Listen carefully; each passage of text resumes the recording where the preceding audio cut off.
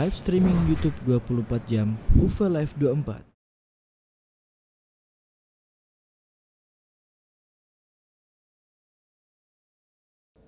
Bismillahirrahmanirrahim. Assalamualaikum warahmatullahi wabarakatuh. Alhamdulillah ala ihsani wa syukru lahu ala taufiqihi wa amtinani. Asyhadu an la ilaha illallah wahdahu la syarika lahu ta'ziman li sya'ni wa asyhadu anna Muhammadan abduhu wa rasuluhu da'ila ridwani. Allahumma salli alaihi wa ala alihi wa ashabihi wa ikhwani. Para tulab dan para talibat yang dirahmati oleh Allah Subhanahu wa taala, sesungguhnya talabul ilmi, menuntut ilmu adalah ibadah yang sangat agung, karena seorang ketika menuntut ilmu dia sedang menuntut sesuatu yang sangat dimuliakan oleh Allah Subhanahu wa taala, yaitu ilmu. Dengan ilmu maka seorang derajatnya dinaikkan oleh Allah Subhanahu wa taala. Tidaklah Nabi Adam alaihissalam dimuliakan sehingga malaikat disuruh sujud kepada Nabi Adam, di antara lain tidak lain karena Nabi Adam diajarin ilmu. Wa 'allama Adam al-asma'a kullaha. Nabi Adam diajarin ilmu oleh Allah, maka akhirnya para malaikat disuruh sujud kepada Nabi Adam alaihissalam. Demikian juga Allah berfirman, wa laqad atayna Dawuda wa Sulaimana ilma wa qala alhamdulillahilladzi faddalana ala katsirin min ibadihil mu'minin. Kata Allah Subhanahu wa taala, sungguh kami telah memberikan ilmu kepada Nabi Daud dan Nabi Sulaiman. Kemudian keduanya berkata, segala puji bagi Allah yang telah memuliakan kami di atas banyak dari hamba-hambanya yang beriman.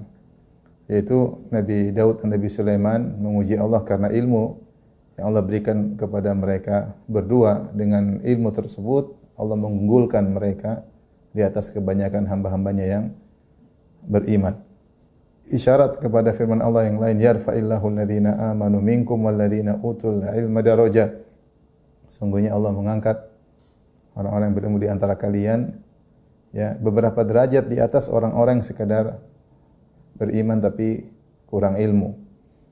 Dan juga isyarat kepada sabda Nabi sallallahu alaihi wasallam, fadlul alim 'alal abid ka fadlil qamari 'ala sairil kawakib. Keutamaan orang berilmu di atas orang yang ahli ibadah, yaitu orang beriman tapi tidak berilmu, sebagaimana keutamaan rembulan dibanding seluruh bintang-bintang yang ada. Rembulan satu aja tapi dia mulia, dia menang, dia unggul, meskipun bintang-bintang jumlahnya mungkin ribuan, ya. Ini menunjukkan bagaimana Allah cepat mengangkat derajat seorang dengan ilmu. Oleh karenanya Rasulullah SAW bersabda, man yuridillahu bihi khairan yufaqihu fid din. Siapa yang Allah ingin kebaikan baginya, maka Allah akan buat dia faqih tentang agama. Demikian juga ketika para sahabat bertanya tentang khairun nas, manusia yang terbaik, maka Rasulullah bertanya, an ma'adinil Arab tas'alun. Apa kalian bertanya tentang ma'adinil Arab, tentang kabilah-kabilah Arab? Kata mereka, iya Rasulullah. Maka Rasulullah SAW mengatakan dengan jawabannya, khiyarukum fil jahiliyah, khiyarukum fil Islam idza faquhu.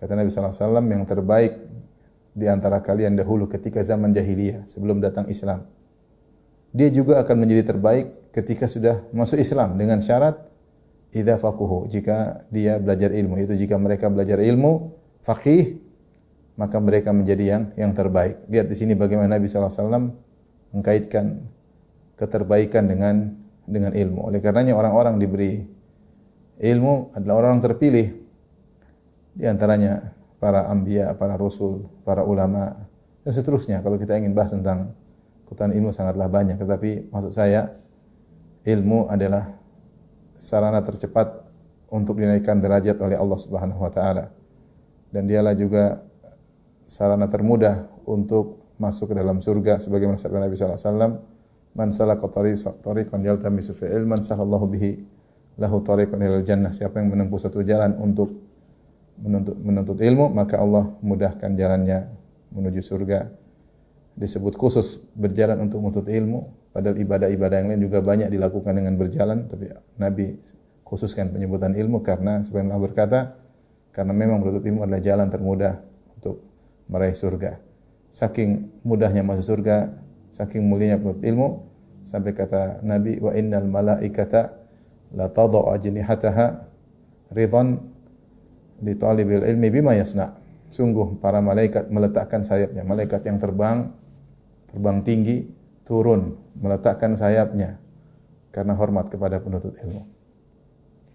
Maka berbahagialah para mustami'in dan mustami'at yang telah bergabung dalam majelis ilmu dengan serius ya. Penuntut ilmu banyak, yang hadiri pengajian banyak, tetapi yang serius mempelajari ilmu, penuntut ilmu tentu tidak banyak. Tidak banyak. Dari sini kita tahu bahwasanya penuntut ilmu adalah ibadah yang agung.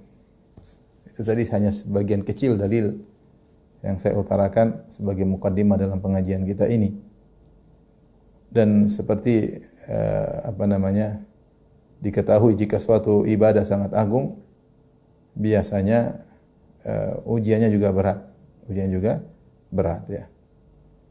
Sebagaimana berbakti kepada orang tua ibadah yang agung, maka penghalangnya juga banyak, yang memalingkan juga banyak.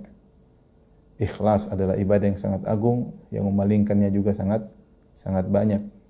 Sabar adalah ibadah yang sangat agung, maka yang memalingkan dari kesabaran juga banyak. Menuntut ilmu adalah ibadah yang agung, maka al-awaiq dan juga al-mu'awwiqat, penghalangnya juga banyak. Maka seorang agar dia bisa menuntut ilmu dengan baik, maka hendaknya dia berusaha menghindarkan dirinya dari penghalang-penghalang tersebut. Maka pada kesempatan yang bahagia ini saya akan menyampaikan penghalang-penghalang yang siap menghalangi para penuntut ilmu dalam perjalanan mereka meraih ilmu, dan saya bagi dua ya. Pertama, penghalang-penghalang terkait dengan dirinya, yang kedua penghalang-penghalang terkait dengan metode belajarnya ya. Pertama, penghalang-penghalang terkait dengan dirinya, yang kedua penghalang-penghalang terkait dengan metode belajarnya. Adapun yang pertama, penghalang-penghalang terkait dengan dirinya, di antaranya penghalang yang pertama yang paling utama adalah tidak ikhlas dalam menuntut ilmu. Tidak ikhlas ini ada dua. Yang pertama karena riya, karena ingin dipuji, karena ingin disanjung. Yang kedua mengurangi keikhlasan itu karena mencari duniawi ya. Cari duniawi. Dua-duanya datang ancaman secara khusus kepada dua model ini. Model yang pertama ada dalam hadis yang masyhur tentang awwalu ma yuqda bainan nas thalathatun, tiga orang yang pertama kali disidang oleh Allah Subhanahu wa taala. Awwalu man tusa'aru bihimun nar thalatha. Tiga orang yang pertama kali api neraka dinyalakan untuk mereka. Rasulullah sebutkan tiga orang hebat. Yang pertama mujahid, yang kedua ustadz, yang ketiga adalah dermawan atau donatur. Ini semua adalah penopang Islam. Yang fokus kita ingin perhatikan adalah yang kedua, yaitu ustaz. Rajulun ta'allamal ilma wa 'allamahu wa qara'al Qur'an fa utiya bihi. Orang yang kedua yang diadab oleh Allah adalah seorang yang menuntut ilmu dan mengajarkannya, dan dia juga mengajarkan Al-Qur'an fa utiya bihi, kemudian dia dihadirkan pada hari kiamat di hadapan Allah. Fa'arafahu ni'amahu fa'arafaha, lalu Allah ingatkan kepada dia tentang nikmat-nikmat yang Allah berikan kepada dia. Dan dia pun ingat nikmat-nikmat tersebut. Kecerdasannya, kekuatan hafalannya, ustaz, pandai berorasi ya, pandai menulis, dan berbagai macam kelebihan yang dimiliki oleh seorang ustaz ya. Maka dia pun ingat semua kenikmatan tersebut. Maka pertanyaan berikutnya, wa ma amilta fiha, apa yang kau lakukan dengan nikmat-nikmat yang aku berikan kepadamu? Mudah untuk menghafal, hafalan kuat, hafal Quran, yang lainnya. Maka dia pun berkata, qara'tu fikal Quran, ya, wa 'allamtu, aku baca Quran karena engkau dan aku mengajarnya karena engkau. Maka Allah berkata, kadzabta, kau dusta, walakin liqal annaka alim, annaka qari, tapi kau belajar dan mengajarkannya supaya kau dikatakan orang alim atau qari, ahli baca Quran. Wa qad qil, dan tujuanmu telah tercapai. Semua orang mengenal engkau sebagai orang alim dan semua orang mengenal engkau sebagai ahli Quran, bersanadlah, apalah, dan yang lainnya, ahli qiraat lah. Tapi itu semuanya kau lakukan untuk riya. Tsumma umira bihi fasuhiba ala wajhihi hatta ulqiya finnar. Kemudian diperintahkan oleh Allah, malaikat pun menggeret dia di atas wajahnya dengan hina. Harusnya dia mulia, maka dia dihinakan, ditarik di atas wajahnya, kemudian dilemparkan dalam neraka jahanam. Ini model pertama orang tidak ikhlas adalah untuk riya, untuk disanjung, untuk dihormati, untuk dinomorsatukan dan seterusnya ya. Demikian juga dalam hadis Rasulullah mengatakan, man talabal ilma liyujariya bihil ulama liyumariya bihis sufaha wal yasrifa wujuhun nas ilaih. Siapa yang menuntut ilmu dalam rangka untuk bisa menyaingi para ulama, untuk membodohi, mendebat orang-orang bodoh, dan agar semua orang tertuju padanya, maka baginya neraka jahanam. Ini hadis yang sama dengan hadis yang pertama yang kita sebutkan. Di sini semua terkait dengan riya. Ingin bisa disejajarkan dengan para ulama, ya. Bisa berdiskusi dengan para ulama, ya. Dompleng dengan ilmuwan para ulama, ya. Kemudian juga kalau debat orang kelihatan dia pintar, orang dibodoh-bodohin sama dia, ya. Dan agar semua orang pandangannya mereka tertuju kepadanya, ya, yaitu jadi pusat perhatian, menjadi buah bibir, jadi viral kalau bahasa sekarang.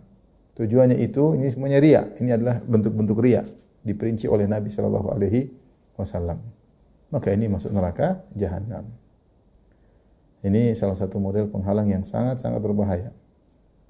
Niatnya karena riya. Yang kedua yang juga mencoreng ikhlas adalah mencari ilmu untuk dunia. Ini juga disebut oleh Nabi sallallahu alaihi wasallam, man talabal ilma mimma yubtagha bihi wajhullah la yata'allamuhu illa liyusiba 'aradan minad dunya lam yajid arfal jannah, atau kama qala Nabi sallallahu alaihi wasallam. Siapa yang menuntut ilmu yang seharusnya ilmu itu adalah untuk mencari wajah Allah Subhanahu wa taala. Ilmu itu harusnya untuk ikhlas, harusnya. Tetapi ternyata dia menuntut ilmu untuk mencari dunia, maka dia tidak akan mencium bau surga, dan ini ancaman yang keras. Sebenarnya mengatakan lebih keras daripada ancaman tidak masuk surga. Karena kalau tidak masuk surga, kayak tidak masuk surga, tapi kalau tidak mencium bau surga, ini lebih parah. Kenapa? Karena bau surga tercium dari jarak sekian-sekian. Ya, kalau cium bau surga aja tidak, apalagi masuk ke dalam surga. Maka ini ancaman keras. Nah, ini niat yang rusak ini zaman sekarang semakin berbahaya ya. Orang menuntut ilmu untuk riya, untuk pamer. Terlebih lagi ketika muncul dai-dai yang mereka sibuk memviralkan diri mereka. Mungkin mereka sudah sampai derajat ikhlas ketika memviralkan diri mereka dengan mengekspos kegiatan mereka, kegiatan keseharian mereka, keluarganya dia ekspos, ibadahnya dia ekspos. Dan ini mulai muncul tren dai-dai seperti ini dari kalangan ahlus sunnah maupun ahlul bidah.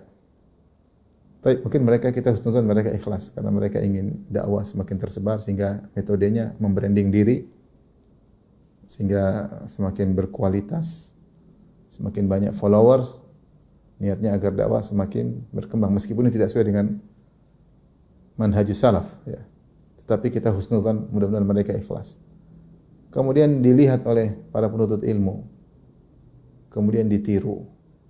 Sementara yang ditiru mungkin sudah tinggi derajat imannya sehingga bisa menjaga diri ikhlas, wallahu alam. Sementara yang meniru miskin-miskin kasihan baru belajar, hati mereka tidak kuat sehingga mereka terjungkal dari sejak awal. Belajar sudah niatnya tidak benar. Ya. Maka hati-hati ketika belajar. Kita belajar itu mencari wajah Allah Subhanahu wa taala, untuk menghilangkan kebodohan pada diri kita, untuk menambah khasyah kita kepada Allah, agar kita bisa beribadah kepada Allah di atas basirah. Kemudian kita belajar agar bisa menyebarkan cahaya Allah Subhanahu wa taala, bukan untuk membranding diri, bukan untuk memviralkan diri, bukan untuk menyibukkan orang mengakses privasi kita, ya. Ini tren yang cukup berbahaya, dilakukan oleh sebagian dai, kemudian ditiru oleh dai atau para penuntut ilmu yang masih junior. Allahul musta'an. Maka waspada. Yang kedua tadi adalah mencari dunia, ya. Ilmu mencari dunia supaya dapat pekerjaan tinggi misalnya, atau supaya bisa punya penghasilan tinggi misalnya, ya. Sampai ada santri, ya. Ada santri. Ini saya diceritain oleh wali santri. Kemudian dia mengatakan, saya pingin seperti Ustadz Fulan. Kenapa pingin seperti Ustadz Fulan? Ustadz Fulan keren, ya. Ustadz tapi jago naik moge misalnya. Ini kenyataan, ya. Sehingga ketika dia melihat contoh ustadz yang sangat duniawi, ya. Dan ini musibah zaman sekarang, ya. Banyak ustadz-ustadz tidak menunjukkan kezuhudan, tetapi menunjukkan keduniaan. Mobil mewah lah, motor mewah lah, ini hidup mewah lah, keren-kerenan lah.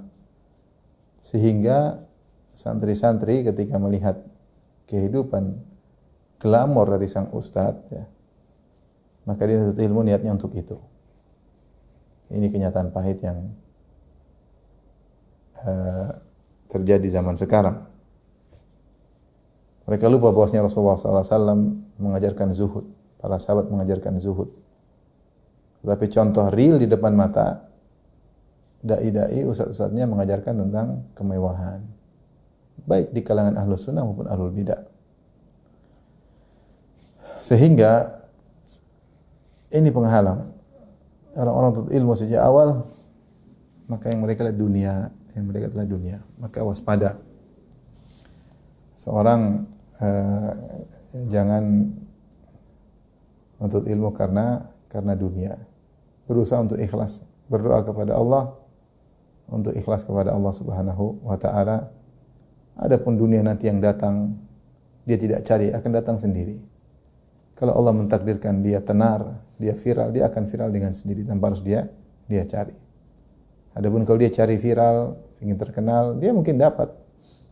Tapi hanya viral yang mencelakakan dia.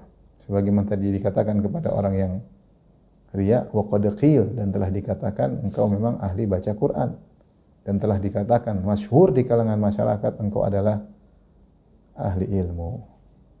Taib. Penghalang yang berikutnya, ya. Jadi biar kita ada catatan sedikit, ya. Penghalang penuntut ilmu. Tadi kita bilang kita bagi dua. Yang pertama adalah terkait dengan diri atau pribadi sang penuntut ilmu.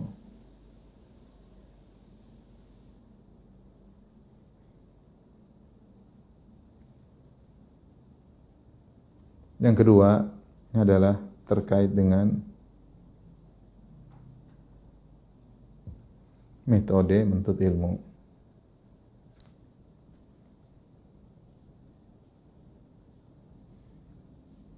Baik. Tadi yang pertama sudah kita sebutkan, di antaranya adalah menghalang pertama adalah tidak ikhlas.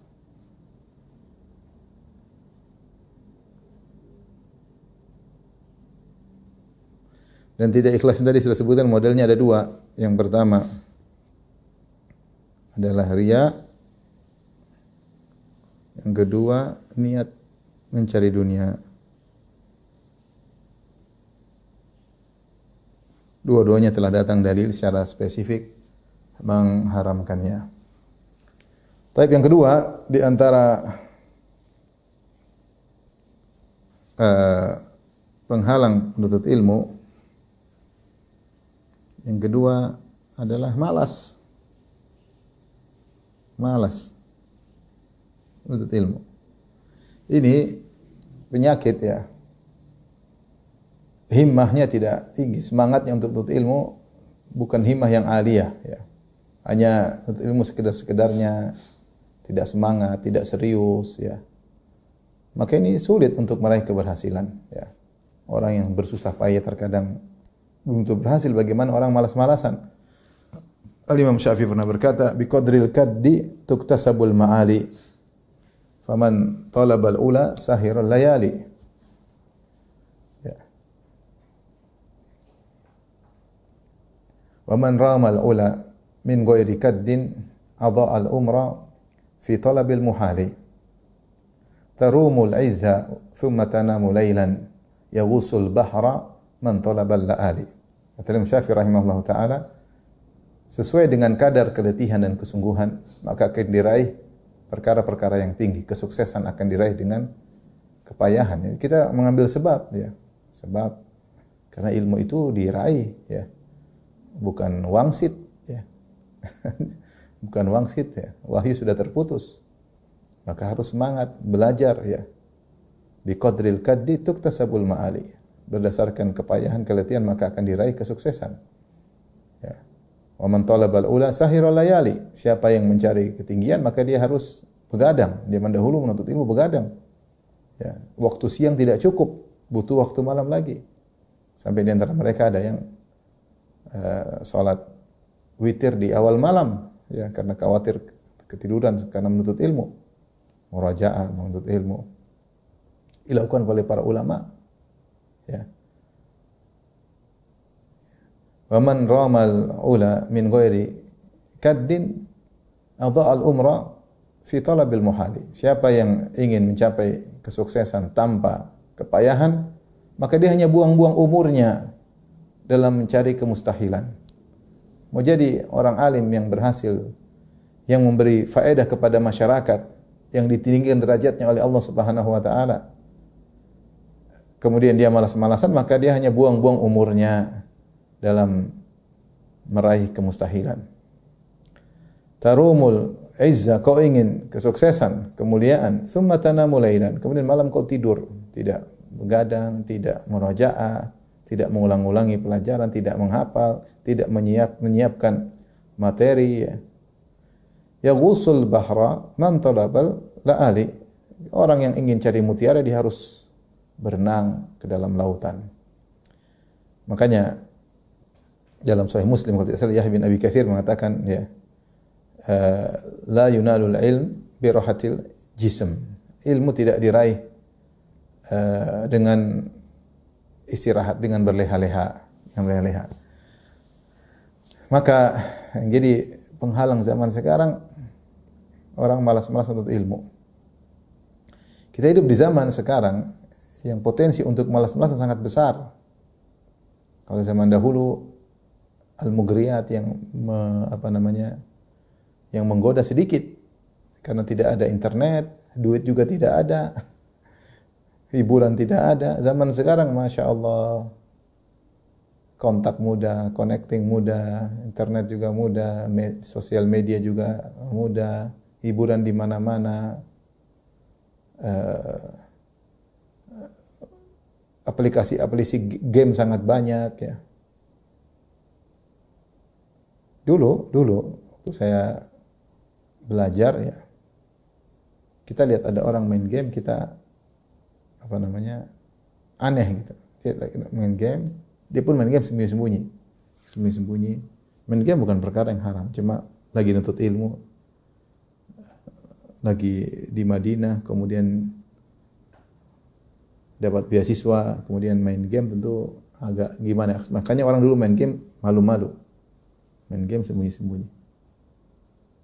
Sekarang kita ketemu ilmu, main game depan kita, tidak malu-malu.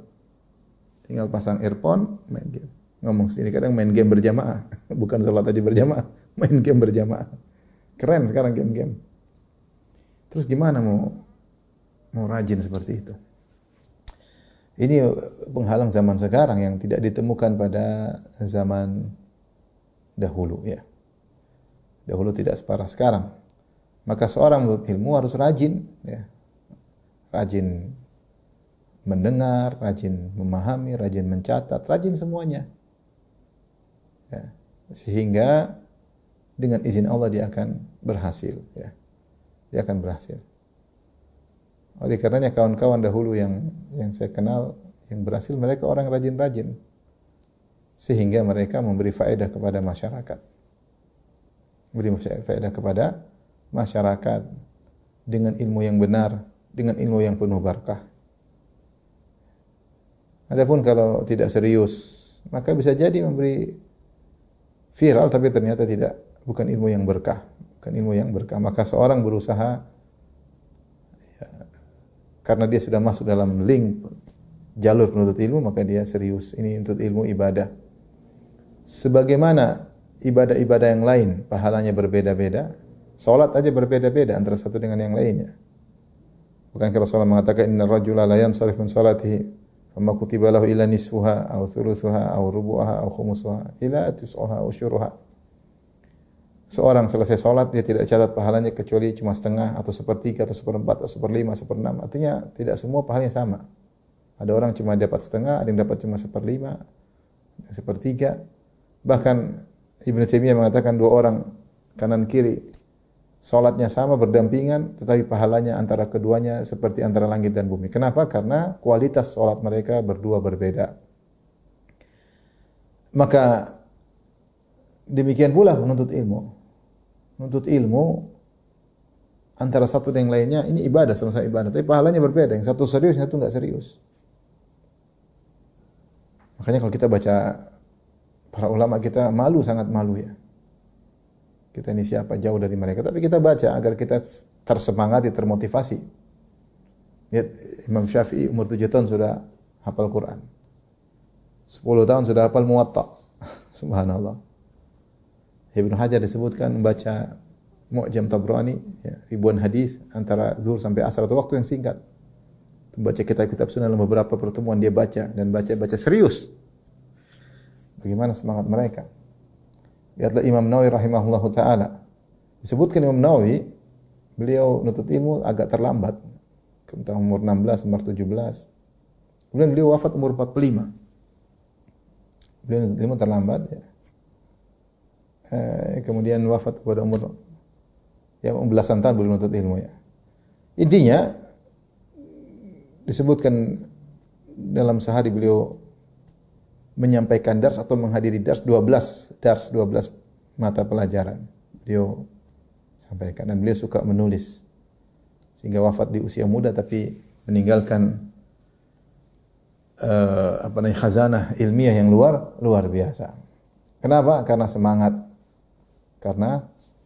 ya. Nah, kita baca kisah-kisah para ulama luar biasa, kita nggak ada apa-apanya. Tapi intinya penyakit yang kita alami bersama adalah malas. Ilmu itu sangat luas. Ya. Kita belum paham benar, kita belum mengerti secara detail, tapi kita malas.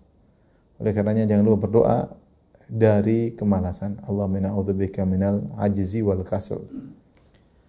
Tapi di antara menuntut ilmu itu harus rajin meringkas, memahami, mencatat, menyalin catatan. Ya. Kalau guru sampaikan dicatat, jangan pelongak-pelongok aja, dicatat. Poin-poin penting apa dicatat ya. Diulangi lagi. Sekarang sarana mudah. Dulu kita mau ulangi gimana?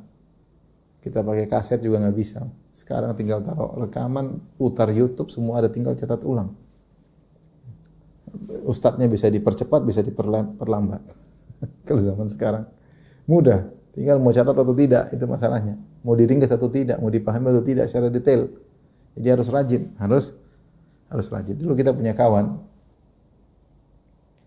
Ustaz Abdul Rai juga tahu ya. Subhanallah, rajin luar biasa ya. Dia sangkatan Ustaz Abdul Rai. Orang Sudan luar biasa, rajin. Kalau kajian nyatat sampai di bis itu berusaha di bis, kita naik bis, kemudian ada remang-remang, dia berusaha baca, dia berusaha. Jadi luar biasa rajin. Tidak ada waktu terbuang. Rajin luar biasa. Kita yang dari Indonesia kaget, ada orang kok rajinnya seperti ini. Kita bandingkan diri kita sangat jauh ya. Nah, lihat orang seperti itu kita jadi semangat. Nah sekarang mungkin di tanah air kita tidak melihat atau kurang melihat orang seperti itu, maka kita baca tentang sejarah para ulama dahulu bagaimana semangat mereka agar kita termotivasi. Tapi di antara penghalang yang terkait dengan diri sendiri adalah tidak mengamalkan ilmu.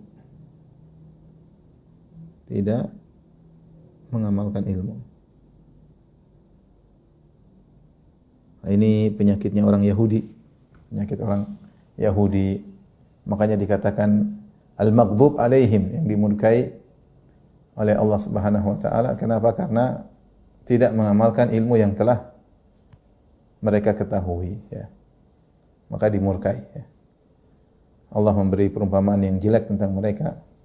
Mathalul ladzina hummilut taurata thumma lam yahmiluha kamathalil himari yahmilu asfara. Bi'sa mathalul qaumil ladzina kadzdzabu biayatillah. Kata Allah Subhanahu wa taala, perumpamaan orang-orang yang diberi Taurat, maksudnya orang Yahudi. Kamathalil himari yahmilu asfara, seperti himar yang memikul asfar, buku-buku yang tebal. Himar, kata Ibnu Katsir kalau tidak salah, masih lebih mending daripada Yahudi. Himar, dia mikul buku, semakin banyak buku yang dia pikul, dia semakin susah, berat. Masalahnya dia tidak bisa mengambil faedah dari buku tersebut karena dia nggak bisa baca. Ini himar. Gambaran kalau orang ya punya ilmu banyak tapi tidak diamalkan, maka seperti himar yang memikul beban yang semakin berat. Ya.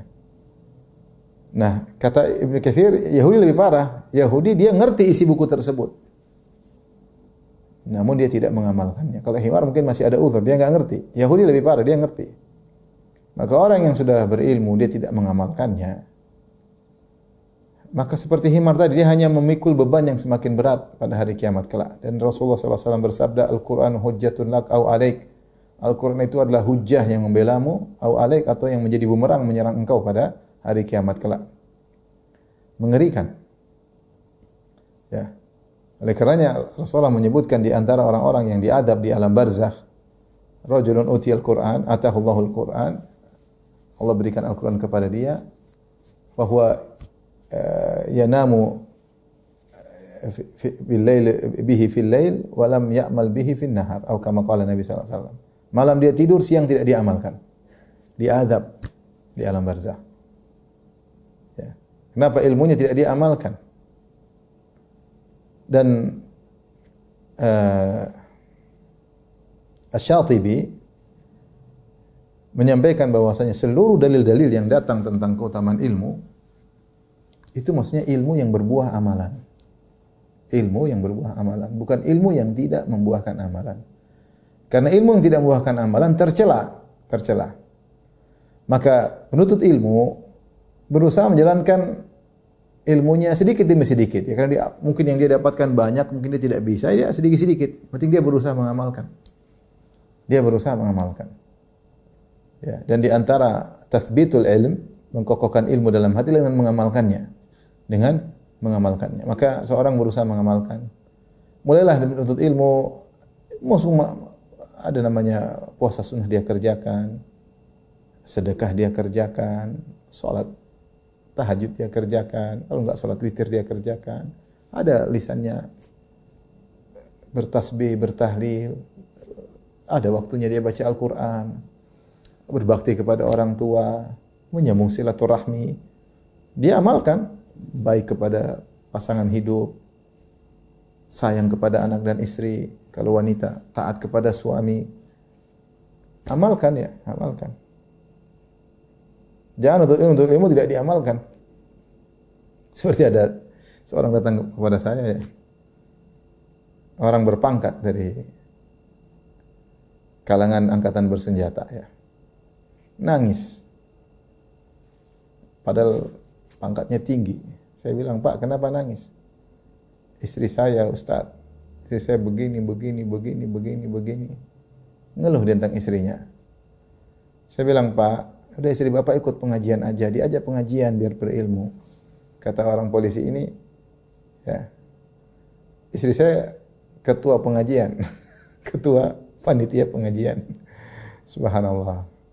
Mana ketua panitia pengajian yang tidak mengamalkan ilmunya? Dan itu ada seperti itu ya. Ini saya tidak saya pribadi ya. Yahudi ada, mereka orang berilmu. Ya. Wa anni faddaltukum 'alal alamin. Kata Allah, aku muliakan kalian di atas seluruh suku-suku yang lain di zaman itu. Mereka diberi ilmu luar biasa, namun tidak mengamalkannya. Maka penuntut ilmu, sejak dia menuntut ilmu, dia mulai terapkan amal sedikit-sedikit. Yang dia bisa. Berusaha berakhlak mulia, berusaha menahan lisan, berusaha tidak menggibah, ya. Berusaha menundukkan pandangan, berusaha amalkan. Dan ilmu semakin bertambah, nanti akan semakin memberi pengaruh dalam amal kehidupan. Jika tidak, berarti ilmu tersebut tidak berkah. Berarti telah dicabut darinya keberkahan ilmu. Buktinya tidak ada faedahnya. Tidak ada bukti dari ilmu tersebut. Taib. Di antara penghalang menuntut ilmu adalah suka buang-buang waktu. Ini tidak layak bagi para penuntut ilmu, apalagi zaman sekarang. Ini di antara penghalang yang luar biasa di zaman sekarang. Gadget, medsos. Penuntut ilmu tahu tentang segala berita. Setiap hari berita tidak pernah berhenti. Kejadian banyak, peristiwa banyak. Berita politik, berita agama, berita perdebatan, berita pencurian, berita kriminal, berita artis, berita ini, berita ini, banyak sekali. Orang-orang yang menghargai ilmu, mereka tahu bahwasanya waktu mereka kurang. Karena ilmu itu, kalau kau berikan seluruh dirimu, dia tidak akan berikan dirinya kepadamu seluruhnya. Ya. In a'taitahu kullak, kalau kau berikan seluruh dirimu kepadanya, dia akan berikan hanya sebagian darinya. Artinya kita sudah maksimal belajar, sudah banting tulang, habis begadang, tetap seilmu kita tidak bisa banyak. Apalagi kalau kita buang-buang waktu. Ya ini bahaya nanti. Kalau kita buang waktu tidak kita manage, akhirnya kita buat ini, buat tidak ada faedahnya. Sekarang kita kalau masuk dunia internet, kita lihat banyak berita. Kita tidak akan menjadi alim di situ, hanya sekedar saqafah amah, wawasan umum. Dengan ilmu yang datang, informasi datang yang tidak tersusun ya, secara sistematis, sehingga tidak membuahkan apapun. Sekedar ikut analisa ngedabrus, ngawur-ngawur aja. Bahkan sebagian orang menganalisa bukan pada bidangnya. Lihatlah ketika ada seorang ustadz, ya mungkin doktor, terus bicara politik, kayak anak kecil. Bukan bidangnya. Kayak anak kecil ngomong ngawur, informasi tidak valid, informasi belum lengkap, kemudian bicara. Akhirnya kayak anak kecil. Bahkan kalah ngomong sama anak SMP, cara pandangnya. Ya.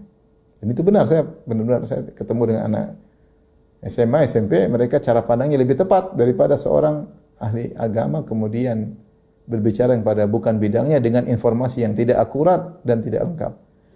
Maka seorang jangan buang umur dengan menonton yang tidak ya. Ini di antara penghalang yang sangat luar biasa adalah terlalu banyak main gadget. Akun sampai 2 sampai 3, akun YouTube ada, akun Facebook ada, akun apa lagi? Instagram ada, akun TikTok ada, akun Twitter ada. Terus gimana hidup cuma lihat komentar, lihat ini, dan habis waktu. Tidak terasa setiap hari 1 jam minimal kita buang untuk buang umur kita. Seandainya 1 jam tersebut kita programkan untuk hafal Quran, mungkin kita hafiz Quran. 1 jam aja tiap hari. Kita program hafal Quran, hafiz Quran. 1 jam tersebut kita programkan untuk belajar fikih, mungkin 3 tahun sudah kita fakih. 1 jam ya tiap hari, tapi kalau serius. Ini 1 jam kita buat tentang berita, apa faedahnya? Cuma wawasan sampah yang masuk di kepala, keluar tidak ada faedahnya. Makin di antara penghalang yang sangat berbahaya ya. Kemudian di antara penghalang juga yang sangat berbahaya adalah maksiat. 45 ya. Maksiat inilah sangat berbahaya zaman sekarang. Maksiat tentunya dengan gadget ya. Dengan gadget. Melihat aurat wanita terbuka. Yang wanita melihat film Korea. Dan ini bukan perkara yang sederhana. Sampai saya dapat informasi penuntut ilmu di sekolah ini. Hobi nonton Korea.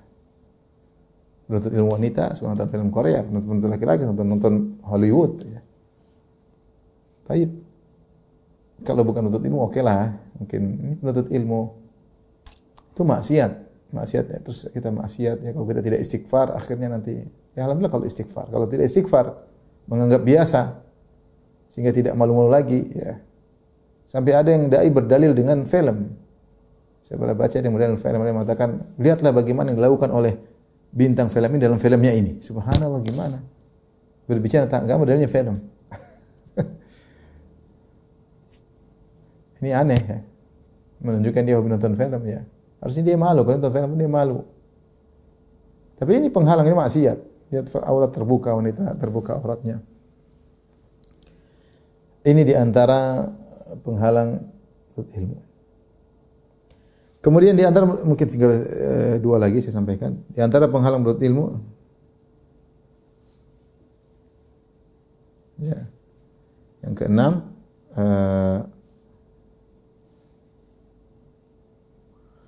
kurang bersosial ya. Kurang bersosial. Ini satu. Atau terlalu banyak bersosial. Harus di antara kedua-duanya. Ini dua penyakit ya. Terlalu banyak bersosial, dia waktunya habis. Punya teman ini, punya ini, grup ini. Akhirnya waktunya habis. Seorang dikasih pilihan, kecuali dia sudah sampai pada derajat yang tinggi. Sudah alim, dia oke bersosial karena saatnya dia menyebarkan ilmunya. Ya. Namun kalau sudah terlalu banyak bersosial, dia akan kurang bisa meningkatkan ilmunya. Ada makta, klip. Syekh Shalih Al-Utsaimin ditanya, apakah Anda punya kawan? Kalau nggak salah, bisa dicari di YouTube ada. Dia bilang, saya tidak punya teman khusus, teman saya kitab. Ya. Teman saya kitab. Karena kalau terlalu banyak teman, apalagi zaman sekarang, banyak undangan ke sana, ke sini. Benar, itu pahala, tapi kita sekarang sedang ada yang lebih utama, yaitu membuat bangunan ilmu kita kuat. Maka jangan terlalu banyak. Ada orang pilihan. Boleh ya. Artinya kalau memilih dia pingin sosial, oke lah. Apalagi ilmunya sudah mapan, dia bersosial, menebarkan ilmunya. Kita tidak salahkan. Tapi saya katakan terutama orang yang baru menata ilmunya, maka jangan terlalu banyak bersosial. Secukupnya saja. Maka di antara perkataan yang saya dengar dari Syekh Masyhur Hasan Salman, hafizahullah, ketika mengomentari Syekh Ali rahimahullah, Ali Hasan Al-Halabi rahimahullah. Syekh Ali Hasan, kata Syekh Masyhur, dia punya kemampuan untuk menulis, untuk ini. Cuma memang Syekh Ali Hasan ini sangat baik orangnya khuluq, akhlak mulia rahimahullah taala. Sehingga dia sering buka majelis, orang datang ke rumahnya, ngobrol, bertanya. Dia ingkar manfaat di situ. Kata Syekh Masyhur, seandainya dia sisihkan waktunya untuk menulis, tentu mungkin dia akan mengeluarkan produk-produk yang luar biasa dari ilmu yang dia miliki. Ya. Ini pilihan, tapi Syekh Ali Hasan kan sudah sampai derajat ulama, ya, maka tidak mengapa. Ya. Dia punya pilihan, mungkin menurut dia lebih bermanfaat dengan membagi ilmu dengan majelis-majelis orang datang ke rumahnya, diskusi. Tapi jadi masalah yang menuntut ilmu. Menuntut ilmu kebanyakan relasi, akhirnya tidak sempat untuk ilmu, waktunya habis. Ini satu. Sebaliknya, tidak bersosial, atau jangan saya bilang kurang, tidak bersosial juga ini bahaya. Tidak bersosial. Orang kalau tidak bersosial, kadang-kadang timbul ujub dalam dirinya. Dia merasa dirinya hebat. Dia mudah merendahkan orang lain. Karena beda kalau dia bersosial, dia mungkin ngobrol, oh dia salah, dikritiki, terbiasa. Yang penting tidak berlebihan. Tapi kalau dia tidak bersosial, dia menuntut ilmu sendiri, dia apel sendiri, akhirnya dia timbul ujub. Ini terjadi pada orang yang kadang-kadang tidak sering bersosial. Ujub merendahkan orang lain, merasa dirinya hebat, tidak mau jadi bawahan, selalu menjadi atasan. Karena apa? Kurang bersosial. Kurang bersosial, dia tahu bagaimana sifat-sifat waktu. Dan sehingga ketika dia turun ke medan dakwah, susah diajak kerjasama. Karena sejak dulu tidak pernah bersosial. Ini juga salah. Ini kita nuntut ilmu, kita ada kesempatan bersosial. kerjasama, kadang-kadang jadi bawahan, kadang-kadang jadi ini. Apa? Latihan. Tapi jangan berlebihan maksud saya, karena kita butuh waktu untuk belajar. Jadi berlebihan bersosial juga tidak baik, tidak bersosial sama sekali juga tidak baik. Ya. Saya dapati pengalaman, ada kawan dulu waktu zaman kuliah tidak bersosial. Jarang. Ya, kita juga bersosial tapi tidak berlebihan. Maksudnya ada yang sama sekali tidak bersosial. Benar ketika pulang ke tanah air kelihatan dia suka menjatuhkan yang lain, merendahkan yang lain. Ini saya bilang ini di antara dampak tidak bersosial. Kalau orang bersosial dia tahu memberi uzur atau dia dikritiki, dia terbiasa. Tapi kalau tidak bersosial sama sekali juga bahaya. Bahaya. Rasulullah menyuruh kita untuk bersosial. Ya. Walladhi yukhalitun al-mu'min alladhi yukhalitun nas wa sabaru ala adahum khairun minal mu'min alladhi la yukhalitun nas. Atau kama kala Nabi sallallahu alaihi wasallam, seorang yang berinteraksi dengan orang lain dan bersabar dengan gangguan mereka lebih baik daripada yang tidak berinteraksi. Ya. Kata Nabi sallallahu alaihi wasallam, al-mu'min yu'laf wa ya'laf. Seorang mukmin mudah untuk bergaul dan mudah untuk diajak bergaul. Ya. Rasulullah SAW mengatakan tentang akmalul mu'minina imanan ahsanuhum khuluqa al-mutti'una aknafan alladzina ya'lafun wa yu'lafun. Orang-orang yang paling sempurna imannya, yang paling baik akhlaknya itu orang yang membentangkan tangannya untuk bisa bergaul dan untuk bisa diajak bergaul. Jadi intinya di tengah-tengah. Ya. Di antara keduanya, tidak terlalu banyak bergaul, banyak bermedsos, kemudian juga jangan sampai tidak bersosial sama sekali. Yang terakhir, yang ketujuh, ini di antara cabang apa? Terlalu ingin cepat orbit, mengorbitkan diri belum waktunya, sebelum waktunya.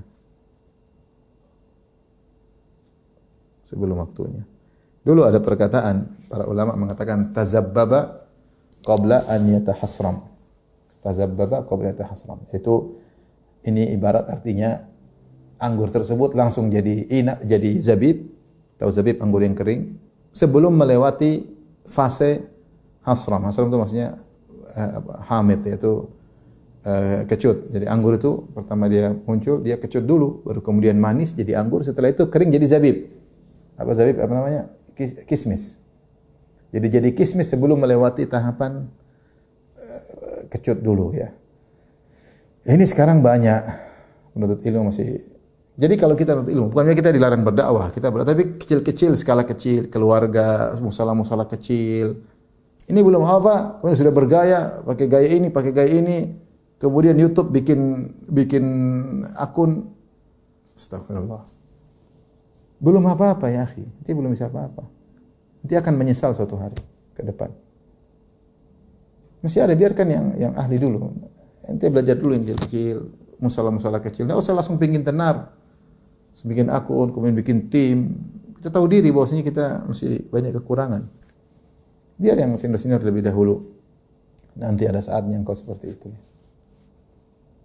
Dakwah tetap berjalan, tapi skalanya gitu.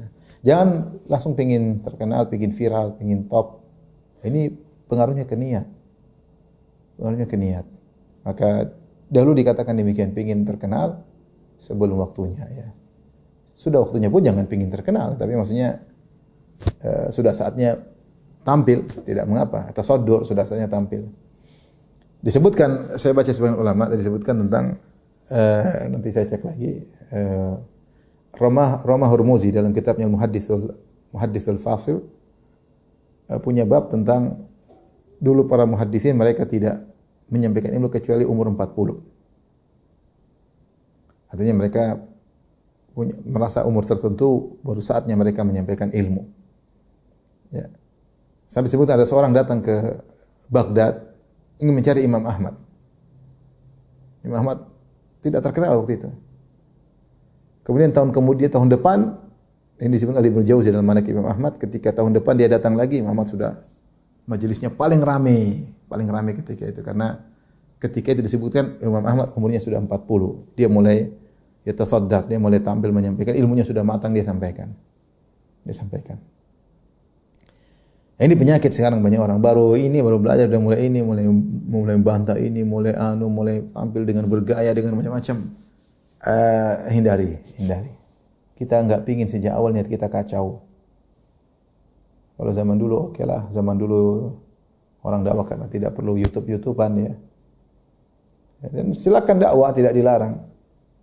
Akhirnya ketika seorang belum waktunya, ilmunya tidak cukup, sudah dieluk-elukan oleh manusia, dia lupa diri. Dinasihati susah, dia sudah merasa mujtahid. Ini terjadi. Saya bukan ngomong kosong, ini terjadi. Ya. Timnya hebat, memviralkan dia, kemudian dia ternyata ilmunya enggak sampai, sering salahnya, dikasih tahu susah, sudah terlanjur terkenal. Mau diapain? Yang menasihati tidak dikenal sama sekali. Yang menasihati siapa? Akhirnya susah. Sudah terlanjur top. Taib, ini terkait dengan pribadi. Yang terakhir kita terkait dengan penghalang terkait dengan metode menuntut ilmu. Di antaranya adalah pertama misalnya menuntut ilmu tidak runut. Ilmu tidak runut. Ini di antara kesalahan besar. Menuntut ilmu tidak runut. Ya, menuntut ilmu itu harus nunut dari ilmu kecil kemudian ilmu besar, seperti tentang makna Rabbani dalam Sahih Bukhari disebutkan Rabbani alladzi yu'allimun nas al-ilma sigar al-ilmi qabla kibarihi. Yang untuk mengajar alim Rabbani adalah seorang alim yang mengajarkan ilmu dari ilmu yang sederhana sebelum ilmu yang dalam ya. Maka menuntut ilmu dari kutip kecil, matan-matan kecil selesaikan, dan itu di antara metode yang bagus. Misalnya belajar ilmu hadis, belajar dulu matan Baiquniyah, mustalah hadis sampai selesai. Setelah itu baru masuk misalnya yang panjang, kemudian tadribur rawi lah ujungnya misalnya. Atau misalnya belajar usul fikih, matan waraqat, kayak sederhana, bisa diselesaikan dalam satu daurah kalau ustadznya bisa nyampaikan dengan baik, berapa pertemuan bisa selesai. Setelah itu sudah paham, baru kemudian lanjut kepada yang lebih tinggi ya. Seperti nahwu bisa mulai dari kitab Muyassar, kemudian misalnya mukhtaratnya Ustaz Aunur Rafiq ya. Hafizahullah, baru kemudian buku-buku yang besar mulakhas dan seterusnya. Dengan begitu ilmu tertata. Akidah dari matan-matan sederhana kemudian semakin berkembang. Jadi ilmu kalau tidak runut akhirnya dia tidak tertata. Dia kadang-kadang menguasai satu masalah tapi tidak tertata. Ketika dipindah ke masalah lain dia bingung. Karena ilmunya tidak runut. Yang kedua, di antara salah dalam metode belajar adalah tidak memilih guru yang ahli. Alhamdulillah, saat kita banyak yang ahli pada bidangnya. Ada yang spesialis akidah, ada yang spesialis muamalah, ada yang spesialis fikih, ada yang spesialis keluarga, spesialis banyak, spesialis ilmu waris ya. Alhamdulillah, kalau bisa kita mengambil pada yang terbaik dalam bidang itu yang terbaik. Kalau tidak, yang tidak apa-apa, derajat kedua, derajat ketiga, karena para ustadz juga bertingkat-tingkat. Kalau bisa ngambil yang terbaik, itu yang terbaik. Harus kita yakin orang yang kita ambil. Kenapa? Kalau salah-salah, akhirnya banyak revisi. Jangan terpedaya dengan orang yang pandai ngomong berorasi, tapi ternyata secara keilmuan dia kurang, secara akademisi dia kurang. Akhirnya salah lagi, tidak. Akhirnya kita harus revisi lagi. Capek buang-buang umur. Ambil aja sekaligus pada ustadz yang alim. Tapi ingat, ustadz yang alim tersebut yang bisa menyampaikan. Ada orang alim tapi nggak bisa menyampaikan, repot. Seperti ini susah. Saya dulu waktu di UGM dulu ada dosen kimia luar biasa. Dia nulis papan penuh. Kita bingung dia ngomong apa, nggak ngerti dia ngomong apa. Saking tinggi ilmunya kita nggak paham. Tapi ada dosen yang lain, dosen fisika. Dia cerdas dan dia bisa menyampaikan. Kita cari yang bisa dua-duanya. Cerdas dan bisa menyampaikan. Alim di bidangnya dan pandai menyampaikan. Ada orang alim tapi dia tidak bisa menyampaikan, ini untuk dirinya sendiri. Ini mungkin untuk belajar kita tinggalkan. Tapi kalau tanya-tanya oke. Jadi saya ulangi, ada ustadz atau alim, ada dua model. Ada yang alim tapi dia tidak pandai menyampaikan, tidak pandai men-share ilmunya kepada muridnya. Ya, ini jangan kita belajar sama dia. Kita cari alim yang bisa men-share. Tapi ini alim yang ini kita kalau ada masalah kita tanya sama dia karena dia alim memang pada bidangnya. Kemudian di antara salah dalam metode ilmu, tidak belajar ilmu usul, ilmu-ilmu usul ya. Jadi kalau mau maju, ilmu usul dikuasai terlebih dahulu. Usul hadis ya. Usul fikih misalnya ya. Qawaid fiqhiyah misalnya. Usul takhrij misalnya, usul tafsir. Ya. Kita belajar ya, ini bagi yang benar-benar untuk ilmu ya. Belajar. Nah, ketika kita menguasai nahwu saraf, kita kuasai, maka kalau kita punya dasar yang kuat, maka berkembangnya sangat mudah. Karena kita punya landasan yang kuat, sehingga para ulama ketika bicara tentang istilah-istilahnya kita paham ya. Usul akidah kita pahami ya, sehingga ilmu tersebut tertata dengan rapi. Sehingga ketika kita belajar mudah dipahami dengan baik ya. Kemudian yang terakhir mungkin yang keempat, terburu-buru ingin dapat meraih hasil.